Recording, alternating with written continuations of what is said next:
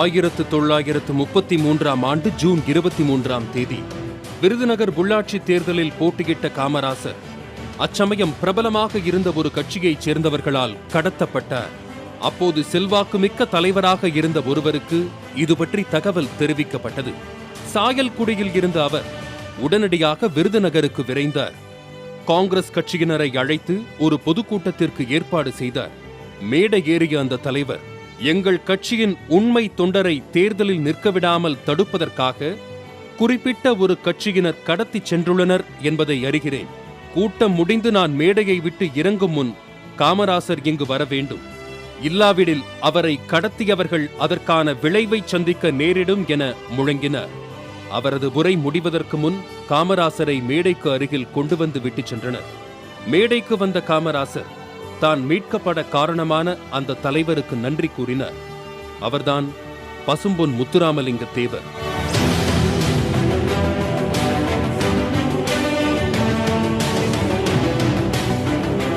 ராமநாதபுரம் மாவட்டத்தில் உள்ள பசும்பொன் என்ற சிற்றூரில் 1908ஆம் ஆண்டு அக்டோபர் 30ஆம் தேதி பிறந்தவர் முத்துராமலிங்க தேவர். இவர் உக்கிரபாண்டி இந்திராணி தம்பதிக்கு ஒரே மகன் ஆவார். 6 மாத கைக்குழந்தையாக இருந்தபோது தாயை பறிகொடுத்தார் முத்துராமலிங்க தேவர். இதனால் 2வது திருமணம் செய்து கொண்டார் அவரது தந்தை உக்கிரபாண்டி. அந்த பெண்ணும் சிறிது காலத்தில் இறந்து போனதால் மீண்டும் ஒரு பெண்ணை மணமுடித்தார். இதனால் உறவின் முறை பாட்டியான பார்வதி அம்மாளின் அரவணைப்பில் பசும்பொன்னை அடுத்துள்ள கல்லுப்பட்டி என்ற கிராமத்தில் வளர்ந்தார் முத்துராமலிங்க தேவர். அப்போது கமுதியைச் சேர்ந்த ஆயிஷா பீவி என்ற பெண்ணிடம் பால் குடித்து வளர்ந்திருக்கிறார் முத்துராமலிங்க தேவர். அந்த பெண்ணை அவர் ஒருபோதும் மறந்ததில்லை. இளம் பருவத்தில் வேளாளர் குடும்பத்தில் பிறந்த குழந்தைசாமி என்பவரால் கல்வி பயிற்றுவிக்கப்பட்டார்.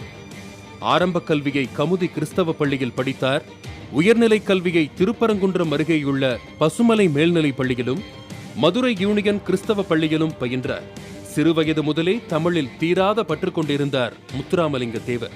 பள்ளி கல்வியுடன் குதிரையேற்றம், துப்பாக்கிச் சுடுதல், மல்யுத்தம், வாழ்வீச்சு, சிலம்பம் போன்றவற்றையும் கற்றுத் தேறினார். தண்ணீரில் மிதப்பது அவருக்கு கைவந்த கலையாகும். இதற்கென தீவிர மூச்சு பயிற்சியும் மேற்கொண்டிருக்கிறார். 13 வயதில் ஏற்பட்ட உடல்நலக் குறைவால் மதுரை மிஷன் மருத்துவமனையில் அனுமதிக்கப்பட்டார். மயக்க மருந்தின்றி நடைபெற்ற சிகிச்சையின் போது சிறுவனாக இருந்த முத்துராமலிங்கம் காட்டிய மனவலிமையை கண்டு வியந்தார்கள் மருத்துவர்கள். வீரமான இளைஞர் என்று அவரை பாராட்டியுள்ளார் ஒரு மருத்துவர். உடல்நல பாதிப்பால் பள்ளி படிப்பை தொடர்வதில் சிக்கல் உண்டானது. அவரது தந்தை உக்கிரபாண்டி 1939ஆம் ஆண்டு ஜூன் 6ஆம் தேதி காலமானார். இளம் வயதில் கல்வி அறிவால் விவேகத்தையும் உடல் வலிமையால் வீரத்தன்மையையும் ஒருங்கே கொண்டவராக திகழ்ந்தார். 1927இல் குடும்ப சொத்து வழக்கு தொடர்பாக சென்னை சென்ற அவர் பிரபல காங்கிரஸ் பிரமுகரும் முன்னணி வழக்கறிஞருமான சீனிவாசனை சந்தித்தார். அவர் சென்னையில் நடந்து கொண்டிருந்த அகில இந்திய காங்கிரஸ் காரிய கமிட்டி கூட்டத்திற்கு முத்துராமலிங்க தேவரை அழைத்துச் சென்றார். சிறப்பு பார்வையாளர் பகுதியில் அமர வைக்கப்பட்ட அவர் சீனிவாசனின் எழுச்சிமிகு உரையையும் சுபாஷ் சந்திரபோஸின் உணர்ச்சிமிகு உரையையும் கேட்டு வியந்தார். இதனால் விடுதலை போராட்டத்தில் தன்னை முழுமையாக அர்ப்பணித்துக் கொள்ள தீர்மானித்தார். அப்போதே தொடங்கியது அவரது அரசியல் பயணம். தனது உடல், பொருள், ஆவி என அனைத்தையும் இந்திய திருநாட்டின் விடுதலைக்கு காணிக்கையாக்கினார். அன்று முதல் விலை உயர்ந்த ஆடைகளை உடுத்துவதை நிறுத்திக் கொண்டார். தூய கதராடைகளை விரும்பி அணியத் தொடங்கினார். முழுமையான காங்கிரஸ்காரரானார். வழக்கறிஞர் சீனிவாசனின் இல்லத்தில் தங்கியிருந்த போது பசும்பொன் முத்துராமலிங்க தேவரின் தேசிய உணர்வு மற்றும் தெய்வீக பற்று குறித்து அறிந்து கொண்டார் நேதாஜி. அதன் விளைவாக அவரை கொல்கத்தாவில் உள்ள தனது இல்லத்திற்கு அழைத்துச் சென்றார் மாவீரன் நேதாஜி. தனது தாய் பிரபாவதி அம்மையாரிடம் உங்களுடைய கடைசி மகன் வந்திருக்கிறான் என்று பசும்பொன் முத்துராமலிங்க தேவரை அறிமுகம் செய்து வைத்தார் நேதாஜி. இளைஞனாக இருந்த போதே பேச்சு திறனை வளர்த்துக் கொண்டார் பசும்பொன் முத்துராமலிங்கம். அப்போதே தாய்மொழியாம் தமிழ் அவரிடம் களிநடனம் புரியும்.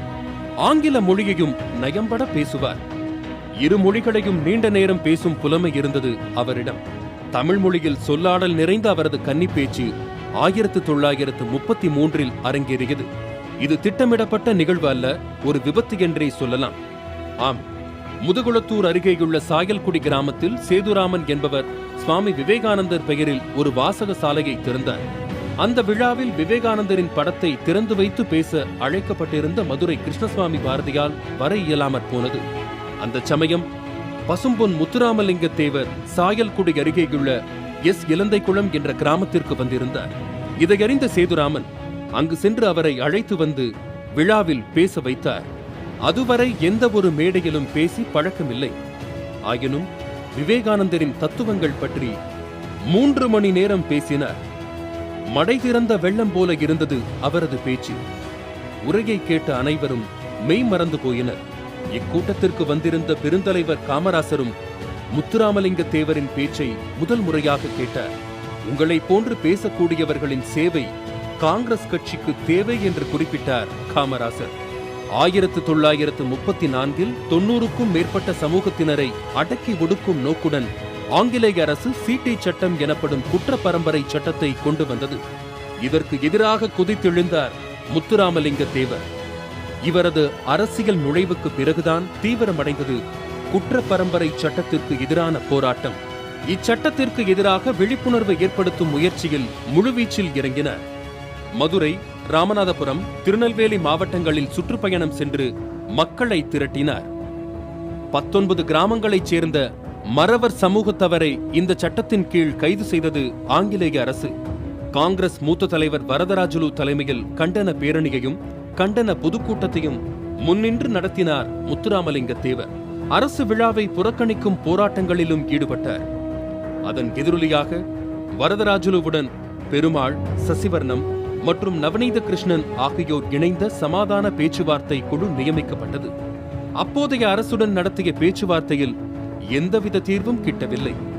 இருப்பினும் பசும்பொன் முத்துராமலிங்க தேவரின் தொடர் போராட்டத்தின் எதிரொலியாக 1946ஆம் ஆண்டு ரத்து செய்யப்பட்டது குற்ற பரம்பரை சட்டம். 1935-36 அகில இந்திய காங்கிரஸ் தலைவர் தேர்தலில் தனது சகாவான பட்டாபி சீதாராமையாவை நிறுத்தினார் காந்தியடிகள். அவரை எதிர்த்து போட்டியிட்ட நேதாஜிக்கு ஆதரவாக களத்தில் இறங்கினார் பசும்பொன் முத்துராமலிங்க தேவர். தேர்தலில் நேதாஜி வெற்றி கண்டார். இந்தியாவிலேயே நேதாஜி போஸுக்கு அதிக வாக்குகள் கிடைத்த மாநிலம் தமிழகம்தான். 1936ஆம் ஆண்டில் விருதுநகர் நகராட்சி தலைவர் தேர்தலில் போட்டியிட்ட காமராசரின் வேட்புமனு தள்ளுபடி செய்யப்பட்டது. வரி செலுத்துவோர் மட்டுமே தேர்தலில் போட்டியிட முடியும் என்ற விதிமுறை அப்போது இருந்ததே அதற்கு காரணம். தகவல் அறிந்த முத்துராமலிங்க தேவர் விருதுநகர் சென்று காமராசரின் தாயார் சிவகாமி அம்மாளை சந்தித்தார். அவரது பெயரில் உள்ள வீட்டை காமராசர் பெயருக்கு மாற்றுமாறு கேட்டுக்கொண்டார். தனது பெண் குழந்தையின் எதிர்காலம் கருதி வீட்டை காமராசர் பெயருக்கு மாற்றித்தர மறுத்துவிட்டார் அவரது தாயார் சிவகாமி. சில ஆடுகளை விலைக்கு வாங்கி காமராசர் பெயரில் சொத்தாக்கினார். பின் அவற்றுக்கு காமராசர் பெயரில் வரிகட்டி ரசீதை பெற்று வாக்கு செலுத்தும் தகுதியை பெற்றுக் கொடுத்தார் காமராசருக்கு. அவர் தேர்தலில் போட்டியிடும் தகுதியையும் ஏற்படுத்தி கொடுத்தார். அதன் பிறகு விருதுநகர் நகராட்சி தலைவர் தேர்தலில் நின்று வெற்றி பெற்றார் காமராசர். 1937 சென்னை மாகாண சட்டசபைக்கு தேர்தல் அறிவிக்கப்பட்ட போது தென் மாவட்டங்களில் செல்வாக்கு பெற்றிருந்தது நீதி கட்சி. ராமநாதபுரம் தொகுதியில் நீதி கட்சி மன்னர் நாகநாத சேதுபதியை நிறுத்தியது. சேதுபதி மன்னருக்கு எதிராக அகில இந்திய காங்கிரஸ் கமிட்டி தலைவர்கள் பசும்பொன் பெருமகனாரை வேட்பாளராக அறிவித்தனர். முதலில் போட்டியிட மறுத்த அவர் பிறகு தலைவர்களின் வற்புறுத்தலால் களமிறங்க சம்மதித்தார். தேர்தலில் மன்னர் சேதுபதி தோல்வியடைந்தார். முத்துராமலிங்க தேவர் அபார வெற்றி பெற்றார். அதற்கு பின்வந்த தேர்தல்களிலும் கடும் சோதனைகளை சந்தித்தது காங்கிரஸ் கட்சி. தென் மாவட்டங்களில் காங்கிரஸ் காலூன்றி வளர்ந்ததற்கு பசும்பொன் பெருமகனாரே காரணம் என பாராட்டியுள்ளார் ராஜாஜி.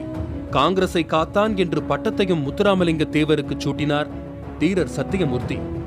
மதுரை மகாலட்சுமி மில் ஊழியர்களின் கூலி உயர்வு, பெண் ஊழியர்களின் பிரசவகால ஊதியத்துடன் கூடிய விடுப்பு ஆகியவை குறித்து முதன்முதலாக குரல் கொடுத்தது முத்துராமலிங்க தேவர்தான்.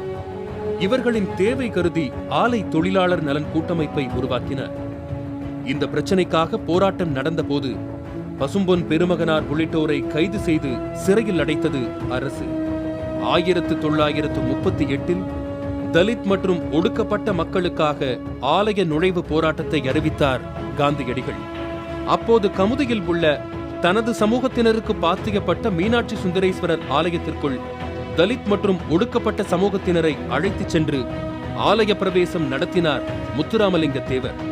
அதன் தொடர்ச்சியாகத்தான் அரங்கேறியது மதுரை மீனாட்சியம்மன் கோயில் பிரவேசமும். அந்த கோயிலுக்குள் தலித்துகளை அழைத்துச் செல்ல முடிவு செய்திருந்தார் வைத்தியநாத ஐயர். இதற்கு கடும் எதிர்ப்பு கிளம்பியிருந்தது. அப்போது நடைபெற்ற ஆலய பிரவேச குழு கூட்டத்தில் முத்துராமலிங்க தேவரும் பங்கேற்றார். அதில் துண்டு பிரசுரம் ஒன்றையும் வெளியிட்டார் அவர். எந்த பிரச்சனையும் எழாமல் நான் பார்த்துக் கொள்கிறேன். தலித் மக்களுக்கு தேவையான பாதுகாப்பை எனது மக்கள் தருவார்கள். பிரச்சனை எழுப்ப நினைக்கும் சமூக விரோதிகளை எச்சரிக்கிறேன். ஏதேனும் அசம்பாவிதம் நிகழ்ந்தால் அந்த கும்பலை நானே சந்திப்பேன் என்று உறுதியளித்தார். அதன்படி 1939 கக்கன், முருகானந்தம், சின்னையா, பூவலிங்கம் உள்ளிட்டோர் வைத்தியநாத ஐயருடன் இணைந்து மதுரை மீனாட்சியம்மன் கோயிலுக்குள் நுழைந்து அம்மனை வணங்கினர். இந்த ஆலய நுழைவு பிரவேசமே பசும்பொன் பெருமகனார் சாதிகளுக்கு அப்பாற்பட்டவர் என்பதற்கு சிறந்த எடுத்துக்காட்டு என கூறுவார்கள். காங்கிரசின் பல கொள்கைகளில் முரண் கொண்டிருந்த நேதாஜி சுபாஷ் சந்திரபோஸ் 1939 காங்கிரஸ் கட்சியில் இருந்தபடியே ஃபார்வர்ட் பிளாக் எனும் இயக்கத்தை தொடங்கினார். இதன் தென் மாகாண தலைவராக நியமிக்கப்பட்டார் பசும்பொன் முத்துராமலிங்க தேவர். அச்சமயம் காங்கிரசுடன் ஃபார்வர்ட் பிளாக்கிற்கு கருத்து வேறுபாடு அதிகரித்ததால் கட்சியில் இருந்து தற்காலிகமாக நீக்கப்பட்டார் நேதாஜி. பிற்காலத்தில் நேதாஜி சுபாஷ் சந்திரபோஸ் இந்திய தேசிய ராணுவத்தை அமைத்த போது அதற்கு பெருமளவிலான படையை தமிழகத்தில் இருந்து அனுப்பி வைத்தவர் பசும்பொன் முத்துராமலிங்க தேவர்தான்.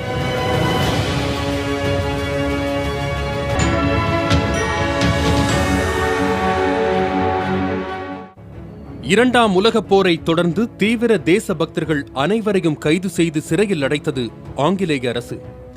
நேதாஜி வீட்டுக்காவலில் வைக்கப்பட்டார். முத்துராமலிங்க தேவர் மத்திய பிரதேச சிறையில் அடைக்கப்பட்டார். சிறையில் இருந்து தப்பிய நேதாஜி இந்திய எல்லையை கடந்து சென்று விட்டார். பல்வேறு அரசியல் மாற்றங்கள் நிகழ்ந்த நிலையில் ஓராண்டுக்கு பிறகு சிறையில் இருந்து வெளியே வந்தார் முத்துராமலிங்க தேவர். அச்சமயம் நாடு விடுதலை அடைந்துவிட 1948 காங்கிரசுடன் கருத்து வேறுபாடுகள் முற்றியதால் தனிக்கட்சியாக செயல்பட தொடங்கியது ஃபார்வர்ட் பிளாக் இயக்கம். 1948 ஜனவரி 23 சுபாஷ் சந்திரபோஸ் பிறந்த நாளன்று மீண்டும் தீவிர அரசியலில் இறங்கினார் முத்துராமலிங்க தேவர். நேதாஜி என்ற வார பத்திரிகையை தொடங்கி அவரே ஆசிரியராகவும் இருந்து வந்தார். அன்று இரவு மதுரையில் நடைபெற்ற கூட்டத்தில் சுபாஷ் சந்திரபோஸ் உயிருடன் தான் உள்ளார், அவர் விமான விபத்தில் இறந்ததாக கூறுவது தவறு, அவரை நானே சந்தித்தேன் என்றும் பகிரங்கமாக அறிவித்தார். 1949 நேதாஜியின் மூத்த சகோதரர் சரத் சந்தியா போஸ் விடுத்த அழைப்பின் பேரில் கொல்கத்தா சென்ற முத்துராமலிங்க தேவர் அங்கிருந்து சீனா சென்று விட்டார். ஓராண்டு காலம் அவர் எங்கே இருக்கிறார் என்ற விவரமே தெரியவில்லை. 1951 மதுரை தமுக்கம் மைதானத்தில் திடீரென நடைபெற்ற நேதாஜி பிறந்தநாள் விழாவில் பங்கேற்றார். வடகொரியா போர் முனையில் நின்று அந்த யுத்தத்தை நேரில் பார்த்துவிட்டுத்தான் உங்கள் முன் நிற்கிறேன் என தொடங்கி சுமார் 3 மணி நேரம் உலக அரசியல் குறித்து பேசினார். 1954 மொழிவாரி மாநில பிரிவினையை எதிர்த்து மக்கள் நடத்திய போராட்டத்தை ராஜாஜி அரசு பலவந்தத்தால் அடக்கியது. அப்போது ஏற்பட்ட அரசியல் நெருக்கடியால் ராஜாஜி பதவி விலக முதலமைச்சர் பதவியில் அமர்ந்தார் காமராசர்.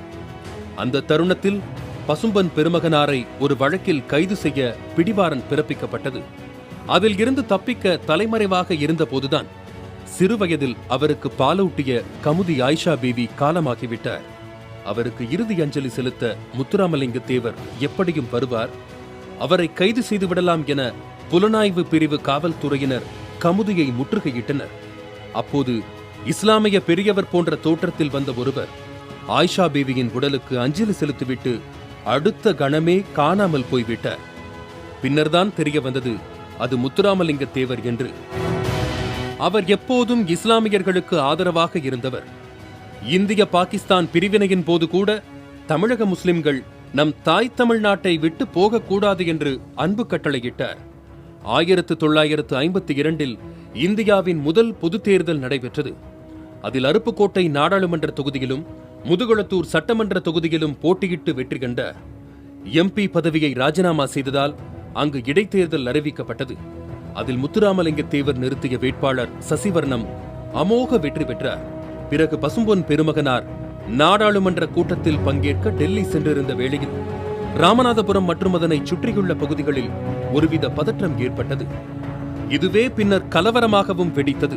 இரு சமூகத்தவர் இடையே கடும் மோதல்கள் நிகழ்ந்தன. இந்த கலவரம் ராமநாதபுரம் மாவட்டத்திற்கே ஒரு கரும்புள்ளியையும் அன்றைய ஆட்சியாளர்களுக்கு பெரும் கரையையும் ஏற்படுத்தியது. செய்தி கேட்டு உடனே தமிழகம் திரும்பினார் பசும்பொன் முத்துராமலிங்கம். வன்முறை சம்பவங்கள் தொடர்பாக நீதி விசாரணை தேவை என்று வேண்டுகோள் விடுத்தார். பின்னர் நடைபெற்ற சமாதான கூட்டத்தில் அனைத்து சமூகத்தவரும் இணக்கமாக வாழ்வதென முடிவெடுக்கப்பட்டது. அந்த சமயத்தில் காங்கிரசுக்கு மாற்றாக தொடங்கப்பட்டது ஜனநாயக காங்கிரஸ் எனும் கட்சி. இதையொட்டி மதுரை தமுக்க மைதானத்தில் கூட்டம் நடைபெற்றது. அதில் பேசிய பசும்பொன் முத்துராமலிங்க தேவர், தலித் மக்கள் மீது எவன் ஒருவன் தாக்குதல் தொடுத்தாலும் எனது இருதயத்தை பிளந்து அதில் வழிகின்ற இரத்தத்தை குடித்த பாவத்தை செய்ததாக கருதுகிறேன் என்று உணர்ச்சி பிழம்பாக உரையாற்றினார். இக்கூட்டம் முடிந்து அவர் மதுரை கோரிப்பாளையம் அருகில் காரில் வந்தபோது வழிமறித்து காவல்துறையால் கைது செய்யப்பட்டார். பாதுகாப்பு சட்டத்தின் கீழ் கைது செய்யப்படுவதாக அவரிடம் தெரிவிக்கப்பட்டது. வேலூர் மற்றும் சென்னை சிறைகளில் மாற்றி மாற்றி அடைக்கப்பட்டார். அவர் மீது திடீரென வழக்கு பதிந்து புதுக்கோட்டை சிறையில் அடைத்தனர். இந்த வழக்கு அரசியல் காழ்ப்புணர்ச்சி கொண்டது என விமர்சித்தது ஃபார்வர்ட் பிளாக் கட்சி. விசாரணையின் முடிவில் பசும்பொன் முத்துராமலிங்க தேவர் குற்றமற்றவர் என தீர்ப்பளித்தார் நீதிபதி அனந்தநாராயணன். இதனால் 1959 சிறையில் இருந்து விடுதலையானார்.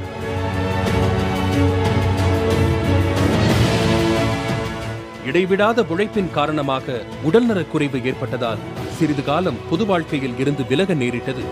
பின்னர் 1962 பொதுத் தேர்தலுக்கு மீண்டும் முன்னிறுத்தப்பட்டார். மதுரை தமுக்க மைதானத்தில் நடைபெற்ற கூட்டத்தில் முத்துராமலிங்க தேவர் உதிர்த்த முத்துக்கள் வரலாற்று சிறப்பு மிக்கவை. அதில், நான் யாரையும் எதிரியாக கருதுபவன் அல்ல, தவறுகளை கண்டிக்கின்ற என்னை யாரேனும் எதிரியாக பாவித்தால் அதற்கு நான் பொறுப்பல்ல. நான் பேசுவது, எழுதுவது, சிந்திப்பது, சேவை செய்வது என எல்லாமே நாட்டுக்காகவே என்று எனக்காக அல்ல என்பனவாகும். 1962 தேர்தலில் வெற்றி வசமான போதிலும் உடல்நலக் குறைவால் நாடாளுமன்ற கூட்டத்தில் அவரால் பங்கேற்க முடியவில்லை. மதுரையை அடுத்த திருநகரில் தங்கி ஓய்வும் சிகிச்சையும் பெற்று வந்தார். அவரை காப்பாற்ற மருத்துவர்கள் எவ்வளவோ முயன்றனர். ஆனாலும் 1963 அக்டோபர் 29 இவ்வுலகை விட்டு மறைந்தார் முத்துராமலிங்க தேவர்.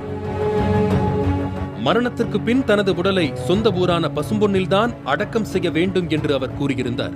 அதன்படி மறுநாள் உடல் அங்கு கொண்டு செல்லப்பட்டது. உடலுக்கு லட்சோப லட்சம் மக்கள் கண்ணீர் அஞ்சலி செலுத்தினர். பின்னர் யோகிகள் அடக்கம் செய்யப்படும் முறையில் அவரது உடல் அடக்கம் செய்யப்பட்டது.